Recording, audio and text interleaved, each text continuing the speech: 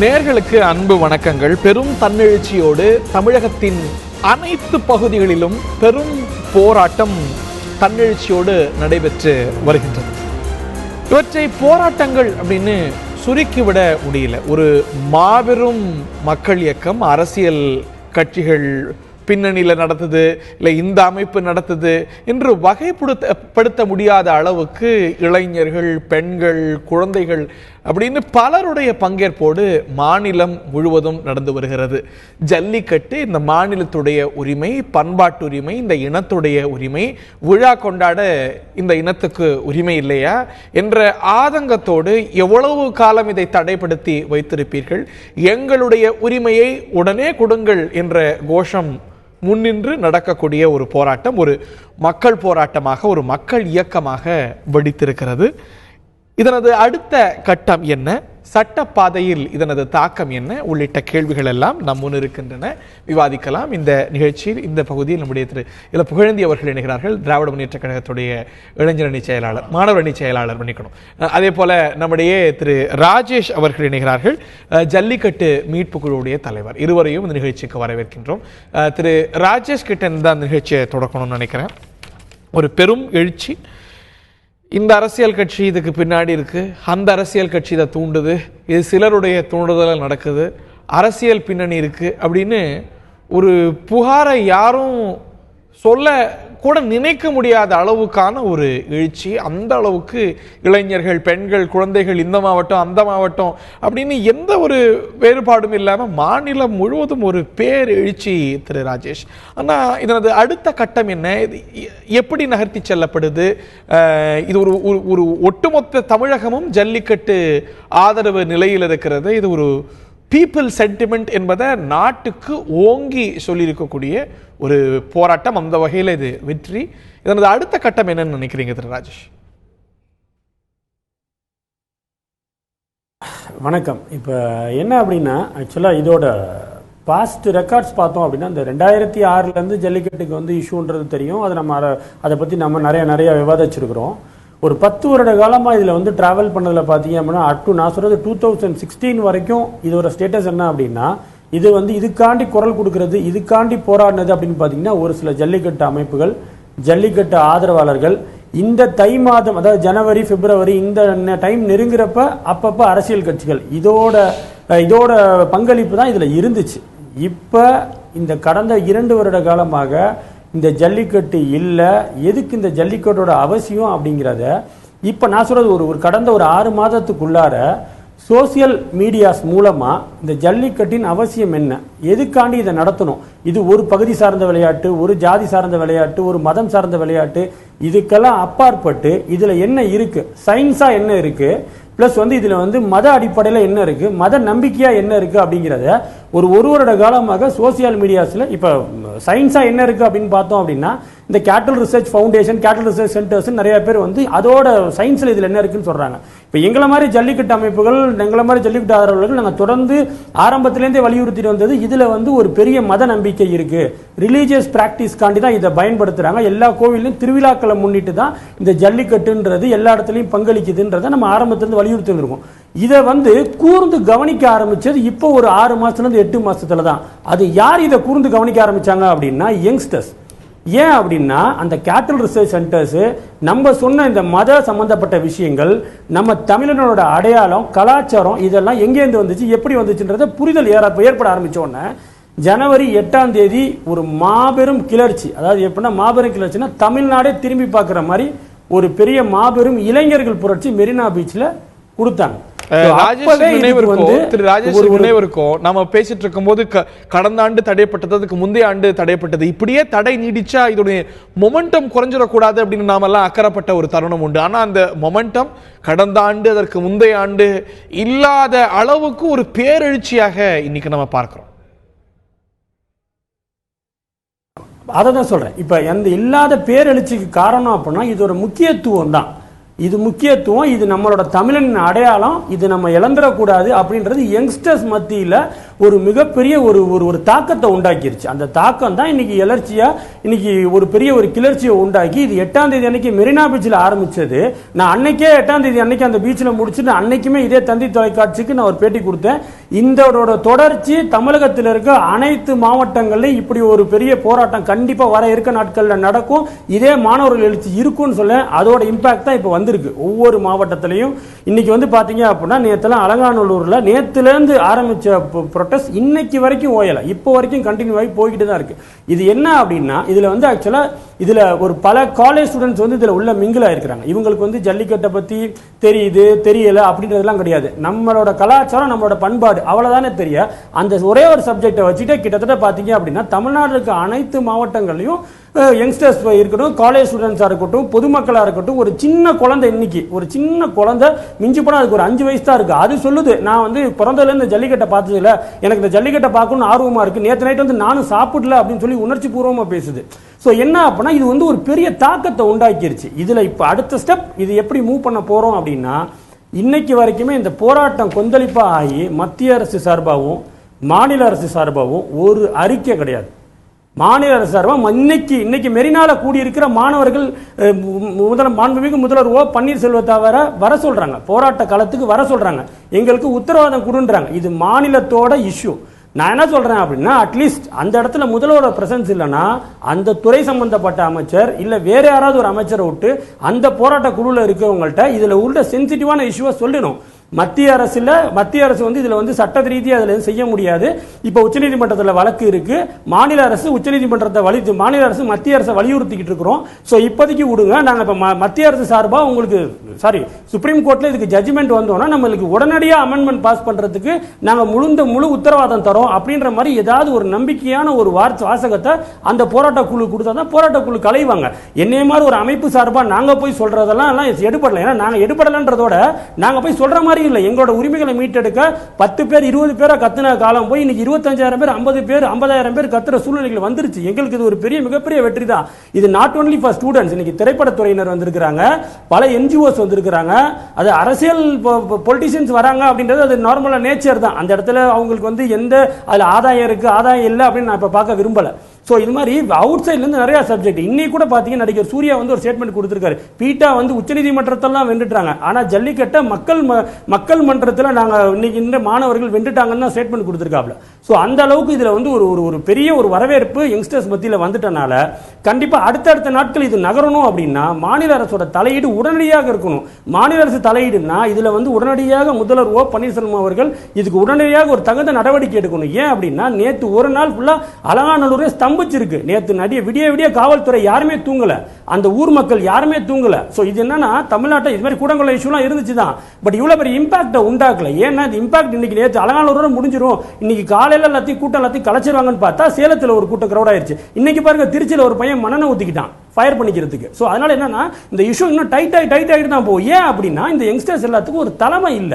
இந்த நான் போய் தலைமை எடுத்து சொல்லணும் போகணும்னா எனக்கு வந்து என்னோட உரிமைக்காக நானும் போராடிட்டு இருந்தேன், எனக்கு கைக்கு ஒரு ஆள் இல்லை. இன்னைக்கு ஒரு பலவான சக்தி என் கூட சேர்ந்து இருக்கு. சோ இதுல என்ன ஆகும்னா மாநில அரசு கண்டிப்பா தலையிடணும். நீங்க ரொம்ப முக்கியமான விஷயத்தை எழுப்பியிருக்கிறீங்க, முக்கியமான விஷயத்தை எழுப்பியிருக்கிறீங்க. இதைத்தான் நான் முன்னெடுத்து செல்லணும்னு நினைக்கிறேன். இந்த பகுதியில் நம்முடைய திரு தனியரசு சட்டமன்ற உறுப்பினர் மற்றும் ஆளும் அதிமுகவுடைய தோழமை இயக்கமான கொங்கு இளைஞர் பேரவையுடைய தலைவர் திரு தனியரசு அவர்கள்ட்ட தான் கேட்க விரும்புகிறேன். முதல்ல நிகழ்ச்சிக்கு அவரை அன்போடு வரவேற்கின்றேன்.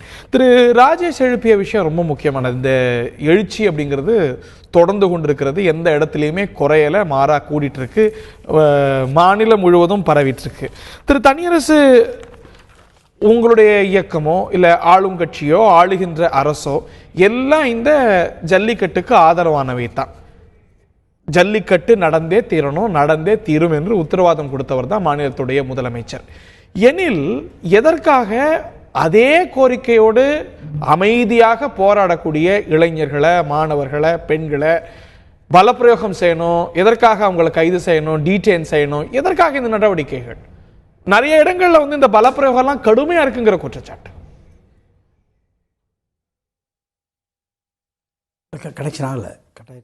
திரு தனியரசு கேட்குதா நான் பேசுறது?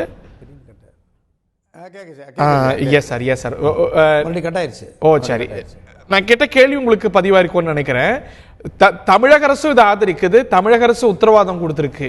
ஏன் அமைதியா போராட்டம் நடத்தக்கூடிய போராட்டக்காரர்கள் மீது இத்தனை பலப்பிரயோகம்? இல்லையா, இப்போ இயல்பாக நீங்கள் போராட்ட வடிவங்களை பார்த்தா, இப்போ ஏற்கனவே சட்டமன்றத்தில் அனைத்து இந்திய அண்ணா திராவிட முன்னேற்ற கழக அரசு, மாண்புமிகு முதல்வர் புரட்சித் தலைவி அம்மாவினுடைய அரசை பொறுத்த வரைக்கும் தமிழ்நாட்டு மக்களினுடைய பண்பாட்டு உரிமையாக இருந்தாலும் ஆற்று நீர் உரிமையாக இருந்தாலும் அது தமிழர்களினுடைய எல்லா வகையான உரிமைகளின் மீது, நில உரிமை, ஆற்று நீர் உரிமை, பண்பாட்டு உரிமைகளின் மீது உயிருக்கு உயிராக தமிழ்நாட்டு மக்களை நேசிக்கிற அரசு அனைத்து இந்திய அண்ணா திராவிட முன்னேற்ற கழக அரசு. நீங்கள் ஏற்கனவே நீங்கள் பல போராட்டங்களை நம்ம பார்த்துருப்போம். கூடங்குளம் அணுமின் நிலைய போராட்டத்தை அந்த மக்கள் எவ்வளவு நாட்கள் நடத்துனாங்கன்னு தெரியும். அவ்வளவு பெரிய போராட்டம், உலகமே அது உன்னிப்பாக கவனித்த அந்த போராட்டம், உலகம் தழுவிய ஒரு கொள்கை வழி போராட்டத்தை அனைத்து இந்திய அண்ணா திராவிட முன்னேற்ற கழக அரசு அணுகிய விதம் உங்களுக்கு தெரியும். அந்த மக்களை மிக மென்மையா தேசிய பாதுகாப்பு சட்டம் 8000 பேர் மேல போடப்பட்டதான் நினைவு. 8000 பேர் கிட்ட இல்லை நான் அந்த அதில் பாருங்கள், அது எவ்வளவு பாதிப்பு இல்லாமல் அந்த மக்களை மென்மையாக படிப்படியாக தான் நாங்கள் அவசரப்பட்டு ஒரு நிலைப்பாட்டுக்கு வர முடியல. பரவலா இருந்தது. ஆனா அது ஒரு பகுதி சார்ந்ததா தான் வீரியத்தோட நடந்தது. ஆனா இன்னைக்கு மரீனால இருந்து, சேலத்துல இருந்து, கடலூர்ல இருந்து, அலங்காநல்லூர்ல இருந்து ஜல்லிக்கட்டு நடக்கக்கூடிய இடம், நடக்காத இடம் எல்லாத்துலயும் இருக்கு பிரச்சனை இருந்திருக்கு. சோ இந்த இடத்துல இதே கருத்து தான் அரசுக்கும் என்றால், எதற்காக பல பிரயோகம், எதற்காக கைது, எதற்காக கட்டுப்பாடு நடக்கணுங்கிறீங்க? இன்னைக்கு மரீனால் நடக்கக்கூடிய போராட்டமோ, அலங்கநல்லூர் நடக்கக்கூடிய போராட்டமோ இனி ஒரு வன்முறையை பிரயோகப்படுத்தக்கூடிய போராட்டங்கள் இல்லை. இது அமைதி வழியில, அற வழியில, எந்த வன்முறைக்கும் இடம் கொடுக்காம நடக்கக்கூடிய போராட்டங்கள். அதன் மீது ஏன் இத்தனை கட்டுப்பாடுகள்? அதுவும் இதை இன் பிரின்சிபல் ஏற்கக்கூடிய அரசால சரியா வரல கட்டாயம். திரு தனியரசு, உங்களுடைய கருத்துக்களை தொடர்ந்து சொல்லுங்க. இந்த கொள்கை ரீதியா ஆதரிக்கக்கூடிய அரசு இதற்கே இத்தனை கட்டுப்பாடு விதிக்கணும்னு தான் கேட்கிறேன். இல்லையா, இப்போ கட்டுப்பாடு விதிச்சிருந்தா மக்கள் மத்தியில் இவ்வளவு எழுச்சியே வந்திருக்காது. ஒரு அரசு நினைத்திருந்தால் நம்ம இவ்வளவு எழுச்சி, இவ்வளவு வாய்ப்பு, இவ்வளவு மக்கள் ஒருங்கிணைத்து போராடுவதற்கான வாய்ப்பு எங்கிருந்து வந்திருக்கும்? அரசு மக்களினுடைய இந்த உணர்வுகளுக்கு மதிப்பளித்து, குறிப்பாக மாணவ செல்வங்களினுடைய, இளைஞர்களினுடைய இந்த தமிழ் பண்பாட்டின் மீது, தமிழ் கலாச்சாரத்தின் மீது, தமிழ் தேசிய இனத்தினுடைய மிக வலிமையான வடிவமாக இருக்கிற ஜல்லிக்கட்டை மீட்டெடுக்க வேண்டும் என்கின்ற உறுதிப்பாடு தமிழ்நாடு அரசுக்கு இருக்கிறது. அனைத்து இந்திய அண்ணா திராவிட முன்னேற்ற கழக அரசு, மாண்புமிகு முதல்வர் புரட்சித் தலைவர் அம்மாவுடைய அரசுக்கு இருக்கிறது. அதனுடைய வெளிப்பாடு தான் இன்று தமிழ்நாடு முழுக்க மாணவர்கள் மத்தியிலே, இளைஞர் மத்தியிலே, தாய்மார்கள் மத்தியிலே, அரசியல் கட்சிகளை கடந்து, சாதி மதங்களை கடந்து தமிழர்களாக இவ்வளவு முழுமையாக மக்களை அணி சேர்த்திய அந்த வாய்ப்பை, வசதியை ஏற்படுத்தி தந்தது அனைத்து இந்திய லத்தி சார்ஜ் நடக்குது. நிறைய இடங்கள் தண்ணி கூட எடுத்துட்டு போக முடியல, உணவு எடுத்துட்டு போறதுக்கு கட்டுப்பாடுகள் இருக்கிறது. லத்தி சார்ஜ் நடக்குதுன்னு ஏன் இந்த குற்றச்சாட்டுலாம் எழுதுனதெல்லாம் நம்ம வீடியோ காட்சிகளே பார்த்திருக்கோம். குற்றச்சாட்டு என்பதை தாண்டி இல்ல நீங்க where is the need for it? இல்ல உங்களுக்கு தெரியாத ஒண்ணு இல்ல, நம்ம இல்ல நீங்க வேற ஒண்ணு இல்ல, உங்களுக்கு தெரியாத ஒண்ணு இல்ல. இது அரசு போராட்டத்தை அமைதி வழியா நடத்துவதற்கு அனுமதி கொடுத்திருக்கு. ஆனா ஜல்லிக்கட்டை நடத்துவதற்கு எப்படி அனுமதி தர முடியும்? இப்ப நீங்க ஜல்லிக்கட்டையும் அரசு நடத்த அனுமதிக்கு உச்சநீதிமன்றத்தினுடைய தடை இருக்கிறதுனால ஜல்லிக்கட்டை நாம நடத்துவதற்கு அரசு அனுமதிக்க முடியாது. ஜல்லிக்கட்டு நடத்தல. நேத்திக்கு இரவெல்லாம் நீங்க பாத்திருப்பீங்க, அங்க நடந்தது ஜல்லிக்கட்டு இல்ல, அமைதி வழியில போராடினாங்க. எங்களுக்கு அவ்வளவு கட்டுப்பாடுங்க, எங்களுக்கு தண்ணி எடுத்துட்டு போக மாட்டேங்கிறாங்க, உணவு கிடைக்கல, அத்தனை கட்டுப்பாடுகள், இங்க இருந்து இன்னொரு இடத்துக்கு போறதுக்கு, நடமாட்டத்துக்கு கட்டுப்பாடு அப்படின்னு அங்க குழுமி இருந்தவங்க தொடர்ந்து சொல்றதை நம்ம பார்க்கிறோம் இல்லையா? Why such restrictions? இல்ல தங்க, இல்லை இல்லை அந்த போராட்டத்தில் தமிழ்நாடு கொங்கு இளைஞர் பேரவை சார்ந்த, நம்ம உங்களுக்கே தெரியும், தமிழ்நாடு கொங்கு இளைஞரை சார்ந்த மாவட்ட செயலாளர் 2 நாளா காவல் நிலையத்தில் தான் தடுத்து வைக்கப்பட்டிருக்காரு. என்னுடைய அமைப்பை சார்ந்த, ஏன் அவர் நிறுத்தணும்? என்னுடைய மாவட்ட செயலாளர் 2 நாட்கள் இல்லை. நீங்க நாம உச்ச நீதிமன்றத்தினுடைய தீர்ப்பை மதிப்பதா, மக்களினுடைய விருப்பத்திற்கு ஜல்லிக்கட்டை அனுமதிப்பதான்னா, நம்ம எந்த ஒரு அரசு சட்டத்தால் இல்ல சட்டப்படி மக்கள் உருவாக்கப்பட்ட ஒரு உணர்வுக்கு அமைப்பு, முக்கிய பங்கு இருக்கு இல்லையா ஒரு அரசு அப்படின்னு பார்க்கும்போது உச்சநீதிமன்ற தீர்ப்புகள் முக்கியமானதா. இன்னைக்கு அதை விஞ்சும் அளவுக்கு மக்கள் உணர்வு இவ்வளவு மேல போது தமிழக அரசுக்கும் கொங்கு இளைஞர் பேரவைக்கும் கொள்கை ரீதியா இவ்வளவுதான் ஒரே நிலைப்பாடு அப்படிங்கும் போது உங்க அமைப்பு எங்கேயாவது வன்முறையில் ஈடுபட்டுச்சா திரு தனியரசு?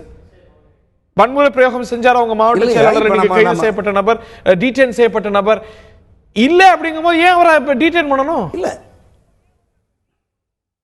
இல்ல நீங்க இப்ப உங்களுக்கு தெரியாது ஒண்ணும் இல்ல. இப்ப மக்கள் வந்து நீங்க ஒரு 500 பேர் ஒரு இடத்துல சேர்றது கட்டுப்படுத்திட முடியும். 1000 பேர் சேர்ந்தா ஒரு இடத்துல கட்டுப்படுத்திட முடியும். 5000 பேர் 10,000 பேர் 50,000 பேர் ஒரு அணியில சேருகிற பொழுது அந்த ஒரு சின்ன கிராமத்துல அதை வழிநடத்துவது, அங்க வர்ற பொதுமக்களை பாதுகாக்கிற பொறுப்பும் கடமையும் அரசுக்கு இருக்கிறது அல்லவா? ஓகே, திரு புகழேந்தி அவர்களுடைய முதற்கட்ட கருத்தை கேட்க விரும்புறேன். கடந்த ஆண்டு நடக்கணும் அப்படின்னு குரல்கள் நீங்க உட்பட ஆளும் அரசு உட்பட எல்லோரும் வெளிப்படுத்தினோம். இங்க இருக்கக்கூடிய மக்களும் வெளிப்படுத்தினாங்க. அதற்கு முந்தைய ஆண்டும் இதே கருத்து தான். ஆனா இந்த ஆண்டு ஒரு பேரெழுச்சி, அரசியல் இயக்கங்கள் அமைப்புகள் இதெல்லாம் தாண்டி ஒரு வெகுஜன போராட்டமாக வெடித்திருக்கிறது. உங்களுடைய முதற்கட்ட கருத்தை கேட்டுட்டு பிறகு உங்கள்கிட்ட கேள்விகளை கேட்கணும்னு நினைக்கிறேன். இல்லை, இப்போ ஜல்லிக்கட்டு என்பது ஏறு தழுவுதல் என்பது அதனுடைய வரலாறு என்பது 1500 ஆண்டுகளுக்கு முந்திருந்து ஜல்லிக்கட்டினுடைய வரலாற்று பதிவுகள் இருக்குது. சிந்து சமவெளி நாகரிகத்திலிருந்தே நம்ம ஜல்லிக்கட்டினுடைய செயல்பாடுகள் அதனுடைய நிலைப்பாடுகள் பற்றி கருத்துக்கள்லாம் வரலாற்று ஆய்வு அறிஞர்கள்லாம் கொடுத்துருக்காங்க. நீங்கள் கேட்டீங்க இல்லையா இந்த கேள்வி, இப்போ சொன்னீங்க இல்லையா, தொடர்ந்து நடந்துக்கிட்டு வந்த ஜல்லிக்கட்டு கடந்த 2 ஆண்டுகள் இல்லை, ஆனால் இந்த முறை ஏன் இவ்வளவு வேகம் வருது, இவ்வளவு எழுச்சி வருதுன்னீங்க இல்லையா. பொறுமைக்கும் ஒரு அளவு உண்டு. நாம் எதிர்பார்த்துக்கிட்டு இருந்தோம். எதிர்பார்த்துக்கிட்டு இருக்கும்பொழுது மத்தியத்தை ஆண்டு கொண்டிருக்கிற பாரதிய ஜனதா சர்க்கார் அதனுடைய தமிழ்நாட்டின் பிரதிநிதியாக இருக்கக்கூடிய இந்த ராதாகிருஷ்ணன் போன்ற இணையமைச்சர்கள் இவங்கெல்லாம் ஜல்லிக்கட்டு இந்த ஆண்டு நடந்தே தீரும், நாங்கள் அதுக்கு பார்த்துருவோம், நாங்கள் வாங்கிடுவோன்னு ஒரு எதிர்பார்ப்பை கடந்த ஓரிரு மாதங்களாக உருவாக்கினாங்க. இங்கே இருக்கிற முதலமைச்சர், இப்போ இருக்கிற முதலமைச்சர் இந்த ஆண்டு ஜல்லிக்கட்டு நடக்கும் அப்படின்னு தெளிவாகவே சொன்னார். இவைகளெல்லாம் பிரயோகம் பண்ணல, ஆனா அப்படித்தான் ஒரு பொருள் கிடைக்கிற மாதிரியான ஜல்லிக்கட்டு நடப்பதில் பின்வாங்க மாட்டோம்னு சொன்னார். ஆனா இந்த ஆண்டு அவர் குறிப்பிடல. ஆமா, பின்வாங்க மாட்டோம்னா அப்போ எதிர்பார்ப்பை அதிகப்படுத்திக்கிட்டு தான் வராங்க.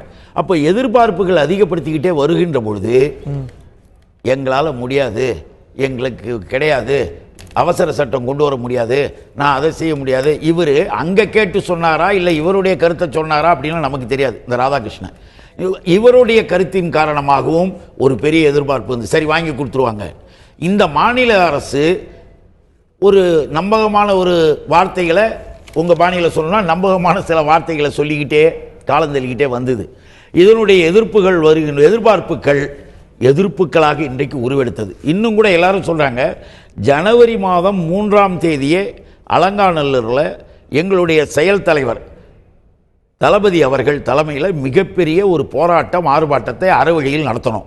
அதே பல்லாயிரக்கணக்கான மக்கள் எல்லாம் கலந்துக்கிட்டாங்க அந்த ஆர்ப்பாட்ட போராட்டத்தில். அது அறவழியில் நடந்து அங்கே தெளிவாக அவர் இந்த வரலாற்றையெல்லாம் எடுத்து சொன்னார். ஜல்லிக்கட்டினுடைய நிலைப்பாடுகள்லாம் எடுத்து சொன்னாங்க. அதற்கு பிறகும் தொடர்ந்து 12ஆம் தேதி மாநிலம் முழுவதும் தலைவருடைய கலைஞருடைய ஆணையின்படியும் செயல் தலைவர் அவர்களுடைய வழிகாட்டுதலின்படியும் தமிழகம் முழுவதும் 12ஆம் தேதி திராவிட முன்னேற்ற கழகத்தின் சார்பாக நாங்கள் ஜல்லிக்கட்டை நடத்தியே ஆகணும், அதனுடைய தடையை நீக்கி ஆகணும், அவசர சட்டம் கொண்டு வாங்க என்றெல்லாம் நாங்கள் கோஷங்களை எழுப்பி பெரிய போராட்டத்தை ஆர்ப்பாட்டத்தையும் நடத்தினோம். மக்கள் முன்பு ஒரு விழிப்புணர்வை உருவாக்கக்கூடிய அளவிற்கு நாங்கள் செய்த அந்த ஆர்ப்பாட்டங்களும் போராட்டங்களும், அதனால இந்த ஒரு எழுச்சிங்கிறதுங்களா, அவைகளும் மக்களுடைய திரண்டெழுகின்ற இந்த எழுச்சிக்கு முதல் படிக்கட்டை, முதல் வாசல் திறப்பை திராவிட முன்னேற்ற கழகம் திறந்தது. அது இல்லாமல் நண்பர் ராஜேஷ் அவர்கள் சொன்னது போல அவர்களுடைய அமைப்புகள் மற்ற அமைப்புகளும் இதற்கான ஒத்துழைப்புகளை செய்தாங்க. இப்போ மாணவர்கள், இளைஞர்கள், பொதுமக்கள், தாய்மார்கள், பிள்ளைகள், குழந்தைகள் எல்லாமே கிராமமாக போராடுகிற நிலைமை வந்தது. இந்த நிலையில் இன்றைக்கு நடைபெற்றிருக்கிற இந்த போராட்டத்தை நாம் கேட்க விரும்புகிறது என்னன்னா, எப்படி அணுகணும், திராவிட முன்னேற்ற கழகம் எப்படி அணுகியிருக்கும் இந்த அணுகுமுறைக்கு நான் வரேன். நம்ம விரிவாக அதை பற்றி பேசணும்னு நினைக்கிறேன். திரு அமீர், இயக்குனர் திரு அமீர் அவர்கள் நம்முடைய இந்த நிகழ்ச்சியில் இணைகிறார். அவரும் போராட்ட காலத்தில் தொடர்ந்து இருந்து வருகிறார். திரு அமீர் அவர்களை நிகழ்ச்சிக்கு வரவேற்கின்றோம். ஒரு பெரிய எழுச்சியோடு அந்த ஒரு போராட்டம் நடைபெற்று வருது. நீங்களும் இந்த மக்களோடு இணைந்து இருக்கிறீங்க. இந்த எழுச்சியை கண்கூட பார்க்கக்கூடிய வாய்ப்பு உங்களுக்கு தொடர்ந்து கிட்டிட்டு இருக்கு. நீங்களும் இந்த போராட்ட காலத்தில் இருக்கிறீங்க. இதனது அடுத்த கட்டம் என்னன்னு நினைக்கிறீங்க திரு அமீர்? இந்த போராட்டத்தின் அடுத்த கட்டத்துக்கு போகிறதுக்கு முன்னாடி இப்போ நான் இந்த நிகழ்ச்சியில் எனக்கு முன்னாடி பேசிக்கிட்டு இருந்த சில கருத்துக்களில் பதில் சொல்லிவிட்டு நான் இங்கே போகலான்ட்ருக்கேன். திரு ராஜேஷ் அவர்கள் சொல்லும் பொழுது உச்சநீதிமன்றத்தில் நாங்கள் இந்த மக்களிடத்தில் இந்த ஜல்லிக்கட்டு பற்றி ஒரு மத நம்பிக்கை, அதனால் இது எங்களுடைய திருவிழான்னு சொல்லி நாங்கள் எடுத்துகிட்டு போனோம், அதுதான் இவ்வளோ பெரிய எழுச்சியை ஏற்படுத்தியிருக்குன்னு சொன்னார். அந்த இடத்துல எனக்கு ஒரு சின்ன முரண்பாடு இருக்குது ராஜேஷ் அவர்களே. ஏன்னா இது வெறுமனே மத நம்பிக்கை என்பதை அடிப்படையாக வச்சு இவ்வளோ பெரிய போராட்டம் இன்றைக்கு நடக்கலை. ஏன்னால் மத நம்பிக்கையாக இருக்கும் பட்சத்தில் இது இன்றைக்கு மாற்று மத இல்ல நீங்க சரியா புரிஞ்சு அதுவும் ஒரு காரணம்னு அது சொல்லக்கூடாது. இல்ல நம்ம கொச்சப்படுத்த வேணாம். இல்ல நம்ம இதை கொச்சப்படுத்த வேணாம் நான் நினைக்கிறேன். நம்ம அந்த சர்ச்சைக்குள்ள போயிட வேணாம். நம்ம ஒரே தளத்துல நிக்கிறவங்க. ஒரு இனம் சார்ந்த ஒரு பேசிக் என்னன்னா ஒரு ஊர்ல திருவிழாக்களை முன்னிட்டு தான் இது நடக்குது. நான் முன் வைக்கிறேன். இதுல ஜாதி இல்ல ஒரு நிமிஷம் இருங்க திரு அமீர் முடிச்சிட்டு முதற்கட்ட கருத்தை நான் திரு ராஜேஷ் கிட்ட அப்புறம் வரேன். மிஸ்டர் அமீர் ராஜேஷ், ஆமா நீங்க அதை புரிஞ்சுக்கணும். அதாவது நாம அந்த விவாதத்துக்குள்ள போக வேணான்னு தான் நீங்க சொல்லிட்டீங்க. நீங்க அந்த அடிப்படையில் சொல்லலைன்னு நானும் நினைக்கிறேன். நீங்கள் அந்த அடிப்படையில் சொல்லியிருக்க மாட்டீங்கன்னு எனக்கு தெரியும். உங்களை பற்றி எனக்கு தெரியும், என்னை பற்றி உங்களுக்கு தெரியும். ஆனால் பார்வையாளர்களுக்கு அதை எடுத்து வைக்க வேண்டிய கடமை இருக்கு இல்லையா? ஏன்னா இன்றைக்கி ஜல்லிக்கட்டுக்கான விஷயத்தில் பெரும்பான்மையான கிறிஸ்தவ மதத்தினரோ இஸ்லாமிய மதத்தினரோ பங்கெடுக்காத ஒரு சூழல் இருக்கும் பொழுது இதை அவர்களெல்லாம் இப்போ சமீப காலமாக உள்ளே வந்துக்கிட்டு இருக்காங்க. இது ஒட்டுமொத்தமாக தமிழன் என்ற ஒற்றை சொல்லுக்குள்ளே உள்ள அடக்கி இந்த போராட்டம் எழுச்சி நடைபெற்றுக்கிட்டு இருக்கு. அப்படி நாம் நடந்துக்கிட்டு இருக்கும்போது நாம் இப்படி ஒரு வார்த்தை தவறான கருத்து போயிடக்கூடாதுன்ற அடிப்படையில் தான் அந்த இடத்த முன் வச்சேன். அது குறித்து நம்ம ரொம்ப விவாதிக்க வேணாம், பின்னாடி பேசுவோம். எஸ் மிஸ்டர் அமீர் தொடர்ந்து கருத்துக்கள். ஆமாம் இல்ல இன்றைக்கு எழுச்சி பத்தி தான் நம்ம பேசுறோம். உரிமை வேற. இன்றைக்கு நம்ம மக்களிடத்தில் ஏற்பட்டிருக்க எழுச்சி என்பது அது முழுக்க தமிழன் என்ற அடையாளத்தில் ஏற்பட்டிருக்க எழுச்சி தானே தவிர இதில் வேற எதுவுமே கிடையாது. அரசியல் சாயம் கிடையாது, மத சாயம் கிடையாது, ஜாதி கிடையாது. இது யாருமே கொண்டாடவே முடியாது. இது எங்க நாள் நிகழ்ந்ததுன்னு சொல்லி எந்த அரசியல் கட்சிகளும் இதுக்கு கொண்டாட முடியாது. பின்னால் தனியரசு ஐயா சொன்னாங்க, இது அதிமுக அரசு மிக அன்போடு அணுகுது அப்படின்னு சொல்லி. ஏன்னா தவறாக நினச்சிக்காதீங்க. எனக்கு முதல்ல அதிமுக அரசு அன்போடு அணுகுதா இல்லையா என்பதை இந்த விவாதத்தில் அதிமுக சார்ந்த செய்தி தொடர்பாளர்களோ அல்லது நிர்வாகிகள் யாருமோ கலந்துக்காக அப்பவே தெரியுது அவர்கள் அன்பா அணுகிறாங்களா இல்லையா என்பதை தெல்ல வெட்ட வெளிச்சமா சொல்லுது. அவங்க எம்எல்ஏவா இருக்கக்கூடிய திரு தனியரசு அவர்கள் இருக்கிறாரு, சட்டமன்றத்தில் இருக்கக்கூடிய எம்எல்ஏ திரு தனியரசு இருக்கிறாரு. தோழமை இல்ல சார்பான்னு சொல்லக்கூடாது சார். ஹரி சார், நாம திரும்ப அந்த நம்ம நீண்ட காலமாகவே இந்த விவாதங்கள்ல என்ன பண்றோம் சொன்னா ஒரு கட்சியின் சார்பாக இன்னொரு கட்சியை சேர்ந்த அவர்களை கொண்டு உட்கார வைக்கிறது சரியான விவாதமாக இருக்காது. தனியரசு உங்களுக்கு நல்லா தெரியும் திரு அமீர். அந்த கருத்து எனக்கு தெரியும், நான் தவறா சொல்லல. ஐயோ, நான் தனியரசு ஐயா மேல எனக்கு நிறைய மரியாதை இருக்கு, நான் தவறாக சொல்லவில்லை. நான் எப்பொழுதுமே நான் சொல்ல வர்றதை நீங்க கொஞ்சம் வாங்கிக்கங்க. நான் என்ன சொல்ல வரேன்னா, நீங்கள் அன்பாக அணுகுவீர்கள் என்று சொன்னால், இதற்கு முன்னால் இன்றைக்கு என்ன சொன்னாங்க, இன்னும் மறைந்த முதல்வர் என்ன அவங்களுடைய வாசகம் என்ன, மக்களால் நான் மக்களுக்காக நான், இதுதான் அவங்களுடைய தாரக மந்திரம். அந்த தாரக மந்திரமாக இருக்கும் பட்சத்தில் மத்திய அரசு தான் இதற்கு முழு எதிரி என்பது இங்க இருக்கிற அனைவருக்குமே தெரியும், அதில் மாற்று கருத்தே கிடையாது. ஆனால் மத்திய அரசை எதிர்த்து ஒரு நிலைப்பாட்டை எடுக்கக்கூடிய ஒரு முதல்வர் எங்கள் கையை விட்டு போயிட்டார் என்ற வருத்தத்தில் தான் இப்போ நாங்கள்லாம் இருக்கோம். அவர்கள் இருந்திருந்தால் அதை நடத்தி கொடுத்துருப்போம், இவ்வளோ பெரிய எழுச்சிக்கு செஞ்சு கொடுத்துருப்பாங்கன்ற எண்ணம் கூட எனக்கெல்லாம் ஏற்படுது. ஏன்னா நான் தனிப்பட்ட முறையில் நான் அவர்கள் மேலே அதிக மரியாதை வச்சிருந்தவன். ஆந்திராவில் சந்திரபாபு நாயுடு இதே உச்ச நீதிமன்ற தீர்ப்பை முரணாக ஒரு மாட்டை அவிழ்த்து விட்டு அந்த போராட்டத்தை நடத்துகிறாரு. உரியடி போராட்டத்தை அங்கே உச்சநீதிமன்ற தீர்ப்புக்கு எதிராக நடத்தி காட்டுறாங்க. அப்ப ஏன் தமிழகத்தில் மட்டும் நாங்கள் உச்ச நீதிமன்றத்தை கட்டுப்படுவோம்னு சொல்லி நாம அடங்கி ஒடுங்கி இருப்பது என்பது இது ஒரு கட்சி சார்ந்த உங்களுக்கு மட்டுமான பிரச்சனை இல்லை, ஒட்டுமொத்த தமிழினத்திற்குமான அடையாளமான ஒரு விஷயத்தை நாங்கள் உங்களுக்காக எவ்வளவு காலம் பொறுத்துக்கிட்டு இருக்கிறதுன்றது தான் இன்றைக்கு மக்கள் தன்னெழுச்சியாக இங்கே வந்திருக்காங்க. நான் உங்களுக்கு ஒன்று சொல்கிறேன், நான் கிட்டத்தட்ட 6 மணி நேரமாக அந்த அரங்கத்தில் கைது செய்யப்பட்ட மாணவர்களோட இருந்துட்டு வந்திருக்கேன். எங்களுடைய அதில் 230 பேர் இருக்காங்க. அந்த மாணவர் சொல்கிறான், நாங்கள் 230 பேர் மரணத்தை தழுவினால்தான் எங்களுடைய இந்த செய்தி, எங்களுடைய இந்த உணர்வு மாநில அரசுக்கும் மத்திய அரசுக்கும் கேட்கும்னா நாங்கள் செய்ய தயாராக இருக்கோம்னு சொல்கிறான். எங்களை யாரும் கட்டுப்படுத்தாதீங்கன்னு சொல்கிறான். இப்படி நாங்கள் காலம்பூரா போராடிக்கிட்டே இருப்போம். நீங்கள் இந்த வருஷம் இந்த பொங்கல் பண்டிகைக்கு இந்த ஜல்லிக்கட்டை பற்றி பேசுவீங்க, திருப்பி அடுத்த வருஷம் பேசுவீங்க. இப்படி நாங்கள் காத்திருக்க முடியாது, இனிமேல் எங்களுக்கான உரிமையை நாங்கள் மீட்டெடுப்போன்றான். இன்னைக்கு காலை சென்னையில் மெரினாவில் ஒரு பொண்ணு ஒரு வார்த்தை சொல்லுச்சு. அது எந்த தொலைக்காட்சியில் நான் பார்த்தா நினைவில்லை. நீங்கள் எல்லாரும் புரிஞ்சுக்கணும், இன்றைக்கு அரசியல் தளத்தில் இருக்க எல்லாருமே நாங்கள் அரசியல் களத்தில் நேரடியாக இறங்குவோம்னு சொல்லுது அந்த பொண்ணு. அது எச்சரிக்கை போல சொல்லுது. நாங்கள் வரக்கூடிய தேர்தல் களத்தில் நாங்கள் இறங்குவோம்னு சொல்லுது. இதையெல்லாம் இன்றைய ஆளுகின்ற கட்சி உணர்ந்து செயல்படணும். நாம் என்ன சொல்கிறோம், நமக்கு விவரம் தெரிஞ்சவங்க எல்லாருக்குமே தெரியும், இன்றைக்கு மத்திய அரசால் உடனடியாக ஒரு அவசர சட்டம் கொண்டு வர முடியாது, அதனால் இந்த ஜல்லிக்கட்டை நடத்த முடியாது என்பது விவரம் அறிந்தவர்களுக்கு தெரியும். என்னை விட விவரம் தெரிஞ்சவங்க இந்த சமூகத்தில் இங்கே உட்கார்ந்துருக்கவங்க இருக்காங்க, வெளியே இருக்காங்க. ஆனால் நான் அந்த மக்களுக்கான ஆறுதலான வார்த்தையை கூட இங்கே இருக்கிற நம்ம ஆட்சியாளர்கள் ஏன் சொல்ல மறுக்கிறாங்கன்றது தான் இங்கே ரொம்ப முக்கியமான விஷயமா இருக்குது. திரும்ப இன்றைக்கு ஒரு மாநில முதல்வர் இருக்கார். வர்தா புயலில் அவரை பற்றி 1000 விமர்சனங்கள் இருந்திருக்கலாம். ஆனால் வர்தா புயலில் காலையில் 7:30 மணிக்கு களத்தில் இறங்கி நின்னாருன்னு சொன்னவொடனே இன்றைக்கு இருக்கக்கூடிய மாண்புமிகு முதல்வர் OPS அவர்களுக்கு ஒரு மரியாதை அந்த களத்தில் ஏற்படுத்தி கொடுத்தது. முகநூல் பக்கங்களில் அந்த களத்தில் அவருக்கு ஒரு மரியாதை ஏற்படுத்தினது. ஆனால் இவ்வளவு பெரிய போராட்டம் நடக்குது, இரவு முழுவதும் போராடிக்கிட்டு இருக்காங்க, மக்கள் தன்னெழுச்சியாக வந்திருக்காங்க. இந்த இடத்துல ஏன் அவர் ஒரு அறிக்கையை கொடுக்கல? நான் நேரடியாக சந்திக்கிறேன், நான் வர்றேன், நிச்சயமாக நான் நடத்தி காட்டுறேன், மத்திய அரசோட நான் சண்டை போடுறேன், சண்டை போட்டு இன்னைக்கு நீங்கள் பொறுமையாக இருங்கன்னு ஏன் ஒரு அணுகுமுறையை நீங்கள் ஏற்படுத்த மாட்டேன்றீங்க? மக்களுக்கு ஓட்டு கேட்க வரும் பொழுது மக்களும் அரசியல்வாதிகளும் நெருக்கமாக இருக்காங்க. ஆனால் போராட்ட களத்தில் வரும் பொழுது அரசியல்வாதிகளும் ஆட்சியாளர்களும் மக்களும் தூரமாக இருக்க வேண்டிய அவசியம் என்னன்றது தான் இங்கே ஒரு முக்கியமான கேள்வியாக இருக்குது. இப்போ கூட இந்த நிகழ்வு நடந்துக்கிட்டு இருக்கும்போது கூட நீங்கள் மெரினாவில் மின்சாரத்தை தடை செய்கிறீங்க. அப்போ இந்த மின்சாரத்தை தடை செய்வதால் இந்த போராட்டத்தை நீங்கள் நீர்த்து போக முடியும்னு நினைக்கிறீங்களா? நீங்கள் சொல்லுங்க பார்ப்போம். ஒரு தலைவராலேயோ ஒரு சாதி தலைவராலேயோ மத தலைவராலேயோ உருவாக்கப்பட்டதா?